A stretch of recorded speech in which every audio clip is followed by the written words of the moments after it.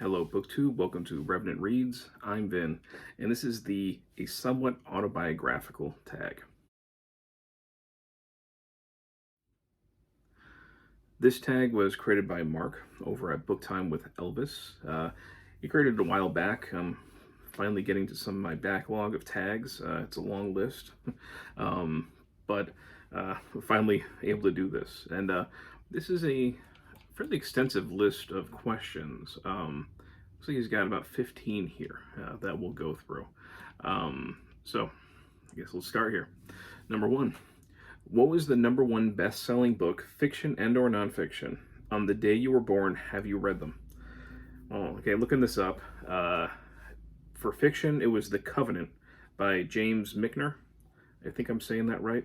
I have not read that, although I do believe I've seen Bill Rutenberg read some of his books, and they seem interesting.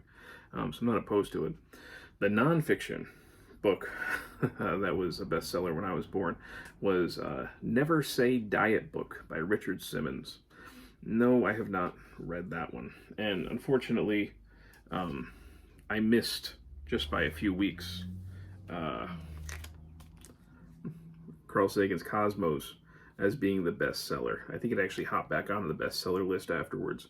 And this is like a coffee table edition that was printed 30 years after the fact. But anyway, there's Sagan over there. It would have been nice if this was actually the number one bestseller, and in which case I could have said yes. Number two, what are some books, series, and or standalone that immediately spring to mind when you think of your childhood? When I was a little kid, my parents got me a bunch of the little golden books.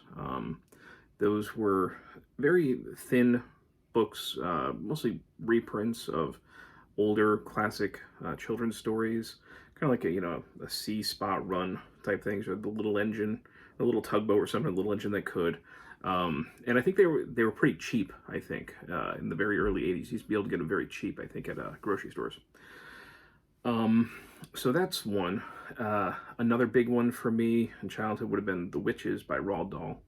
I remember being in second grade and just sitting outside on the lawn inside a lawn chair and just reading that all afternoon.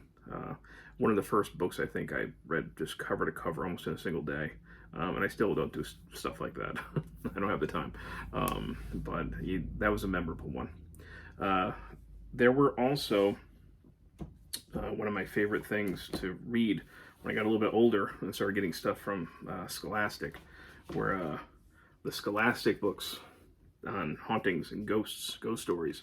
I love these things. There was like More Tales from the Midnight Hour, Even More Tales from the Midnight Hour. You had Daniel Cohen, who did quite a few of these things, like A Phone Call from a Ghost, Ghostly Terrors, and I used to love these books. 13 Ghosts, so I used to buy those quite a bit. And related to that, one of my favorite things to read as a kid was Scary Stories to Tell in the Dark. This is the treasury of all three books. And this was folklore collected by and retold by Alvin Schwartz. And those were fun, but really what you went for were the illustrations by Stephen Gamble.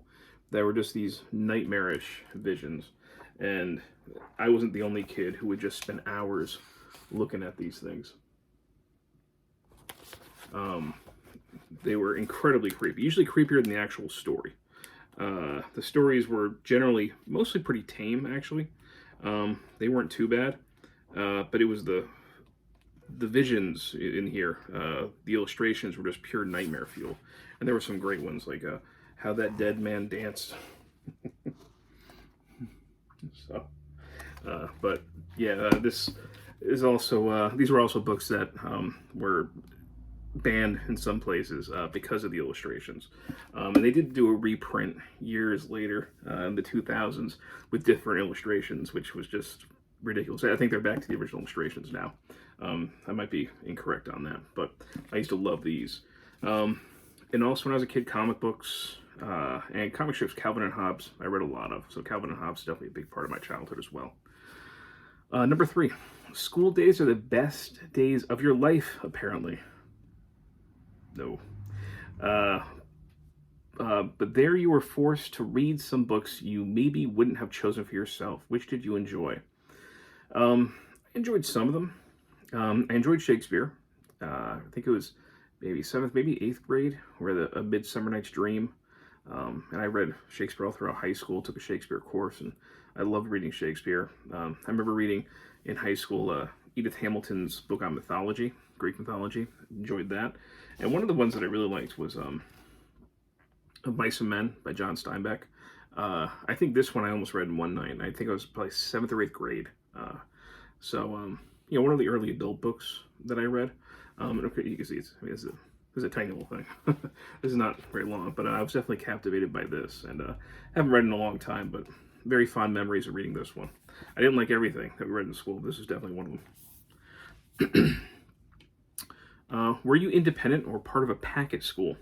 Did you join in the reading fads of the day or do your own thing?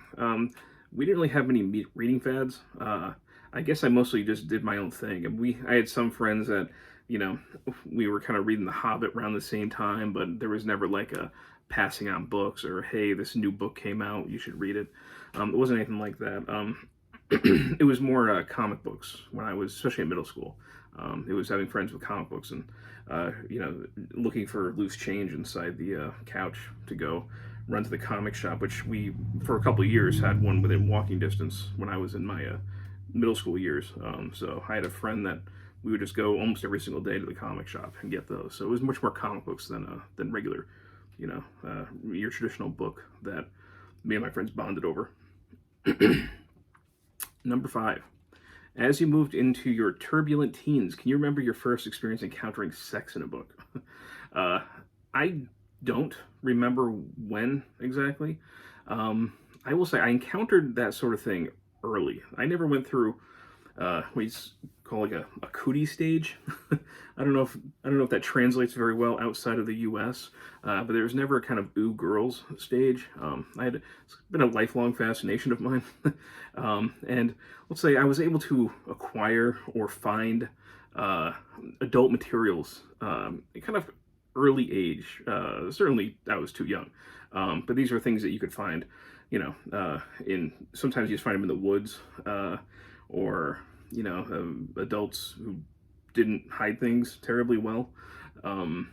So by the time I got into my teens, I wouldn't have batted an eye seeing it necessarily written down inside a book. It would have been more or less, if I found it in a book, it would have been more to see what I would have assumed normal people thought of on the subject or how they approach the subject, rather than the stuff that I knew was more fantasy by that point. Question number 6.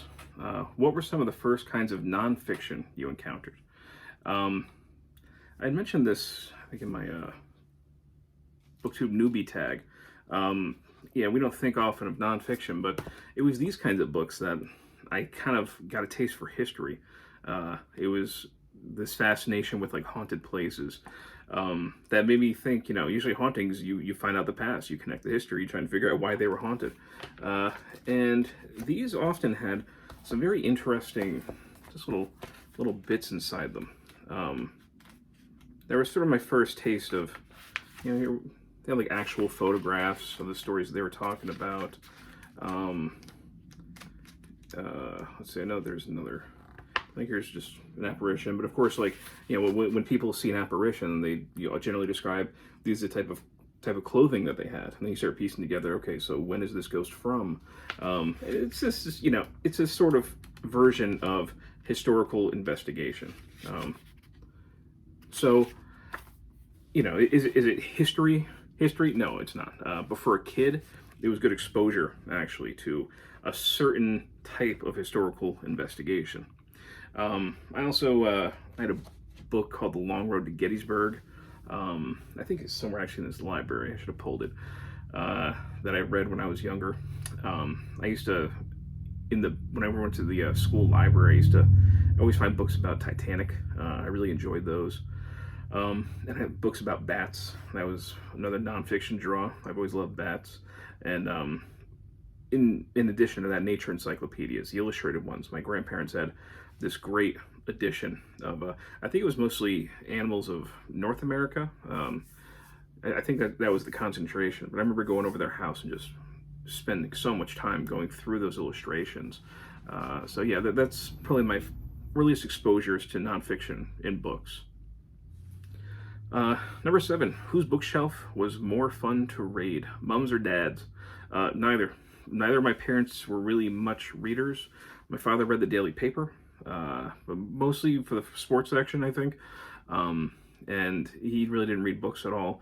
My mother occasionally would read books, but not much at all. So they did do a very good job, though, of surrounding me with books when I was young, and that definitely, obviously, left a big impression on me. And they never denied me books when I asked for them. So even though they weren't necessarily much as far as readers, they did create an atmosphere in which I was able to become one.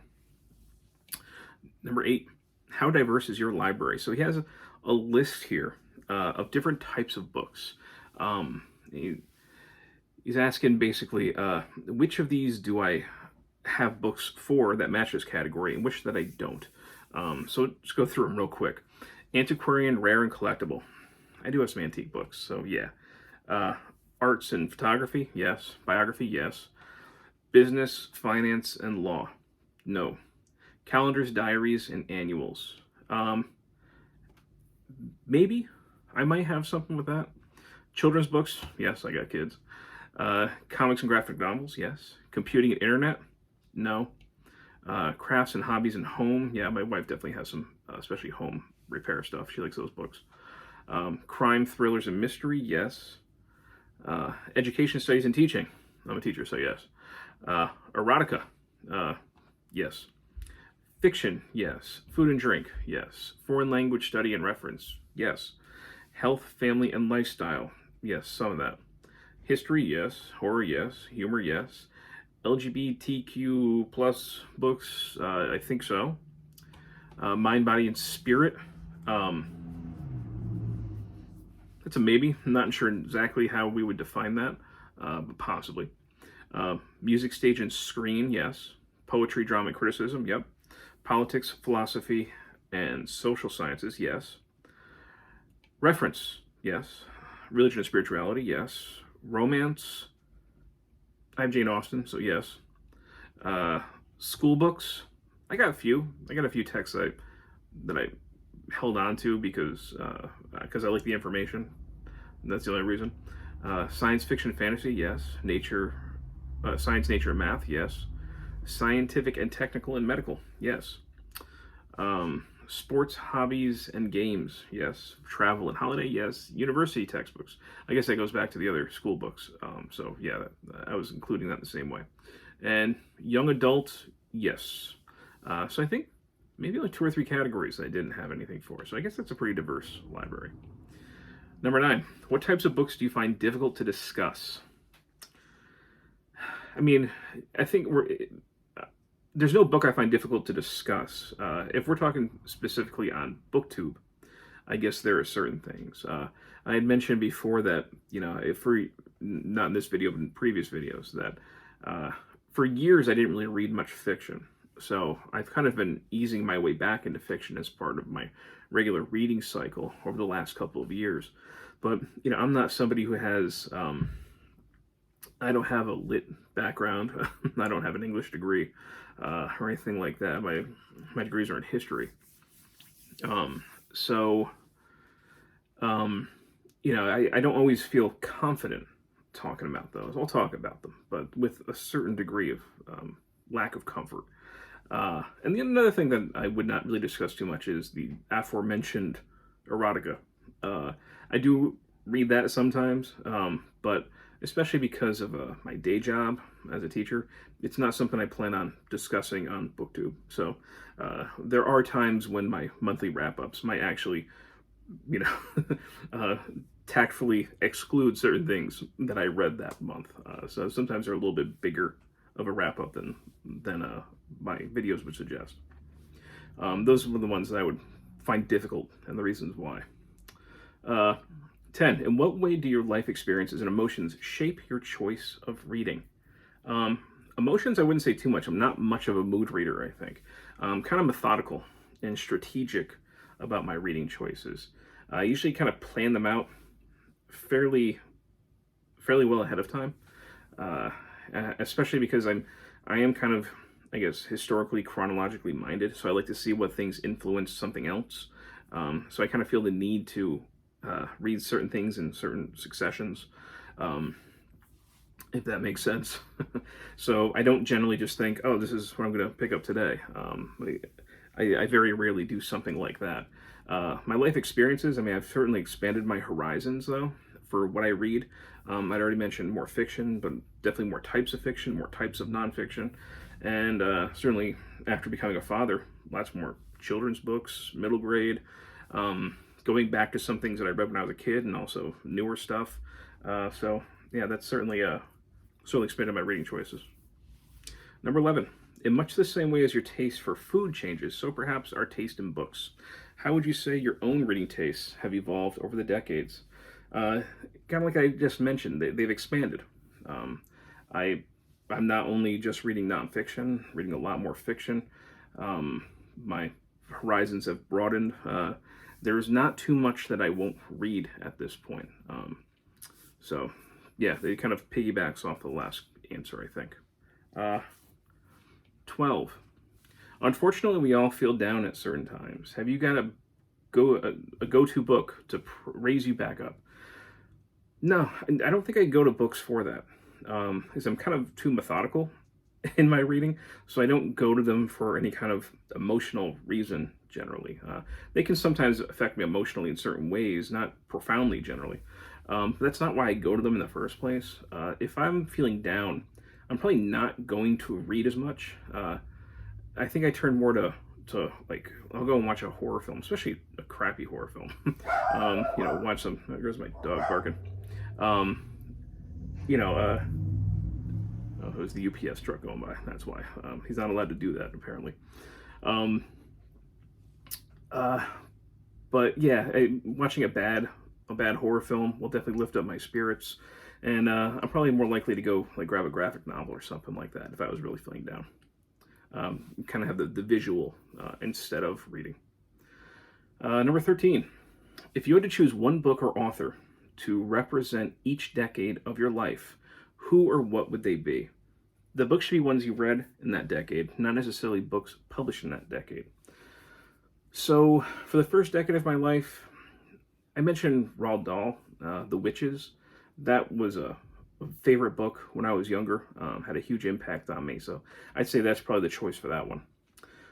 From like 10 to 19 years old, I started reading adult fiction.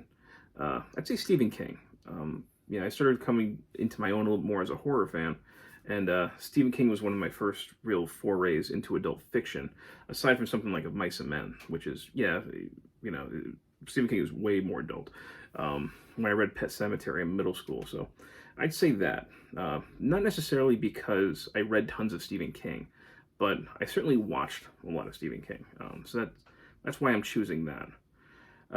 From about 20 to 29 or 30, I guess I'll go back to Carl Sagan. I'd mentioned in a previous video that he was kind of my travel companion for many years. Whenever my wife and I would go out of the country, we go to Europe or South America or some island or something like that. I usually had a mass market paperback of Carl Sagan in my bag, and he just kind of, his writing and his approach and his philosophy did sort of help to put me inside what I felt was the right frame of mind to travel, to appreciate the world around me and to understand it better. So I guess Carl Sagan for that. And then from the years 30 to 40, I just turned 40 last month. I don't think I can choose one author or book for this at all, because so much happened to me during that decade. I mean, I became a father, really started my teaching career, finished grad school, started a horror blog, which ended up having me led to me joining a horror review podcast, which is still going. It's going for years now. And of course started BookTube before I was 40. I think that variety is really representative of that decade. And I couldn't choose one author or book to really represent that. 14. Of course, everyone's entitled to their own opinions, but how do you feel when people say reading is boring? And what would you say in defense of reading? Being a teacher, especially 12-year-olds, many of whom are not sold on the idea of reading, this sort of thing comes up a lot. And a lot of it boils down to they haven't found the right book yet. And I do sometimes see the ones that do end up finding the right book. And I can see what difference it makes. More particularly, I kind of drive the point home, though, about the importance of reading when we study the Spanish conquest. And we look at the advantages that the Spanish had over, especially the Incas, when we look at Pizarro and against Atahualpa and the Incas. And one of the advantages that they had was written language. And we go into the advantages of that. Like, what does being able to write things down and pass it, especially from generation to generation, do? How does that change a society? How does that give you advantages? You know, we play a game of telephone where I give them generally a ridiculous phrase. Usually it has something to do with like Alf was an alien who liked to eat cats or something like that. An 80s reference that they just would not get. And we play a game of telephone going across the room. And by the time, of course, you know, you're 5 students deep and it's already completely, you know, been changed and you know, eviscerated. And you know, when it's all done, it's gone to the end, we talk about, like, okay, what if each of you was a generation? How well did that knowledge travel? Was there somebody in the room who purposely changed it? And we find that, yes, sometimes generations will purposely change history. So, you know, we compare that, you know, that what the Incas had, essentially, with what the Europeans had. And I kind of give them the story of, like, Hannibal Barca in the Second Punic War and all the amazing strategies that he used to defeat the Romans. And I usually ask them, like, this happened across the ocean from us over 2,000 years ago. How is it I'm able to tell you all of this with some degree of confidence? You know, the strategies that he used. And they very quickly start catching on, oh, they wrote it down. You know, so we say if the Incas had their own Hannibal 2,000 years ago, would they know about it? How well would their knowledge have traveled? So we start really kind of getting into what reading does and what language does and what writing things down do. You know, talk about, you know, just how much knowledge can be held inside a book in a library, and how much data, you know, how much can we actually keep in our heads. So we go into those sorts of things. You know, we go into things like human experience. You know, how reading helps create more empathy and understanding of people. How those who don't read have a much more limited experience of life and what it can be. So all these things we end up touching on throughout the year, and various points where I sort of drive it home. And it doesn't mean that they go running and picking up books, but they usually will at least acknowledge that, yeah, what I'm saying sounds true. So anyway, that's a long answer, but that's usually where it goes, especially as a teacher. And I think the last question, right?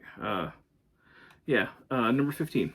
What was the number 1 selling book on the day of your most recent birthday? So this is pretty recent. Fiction or nonfiction? Have you read them? Well, one of them was The Hill We Climb by Amanda Gorman.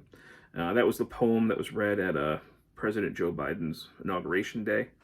And, you know, she was kind of famously the youngest poet to write and perform an inaugural poem. So I didn't read the book, but I did hear the poem. So I guess I kind of read it. It's a fine poem, easily accessible, certainly to most people.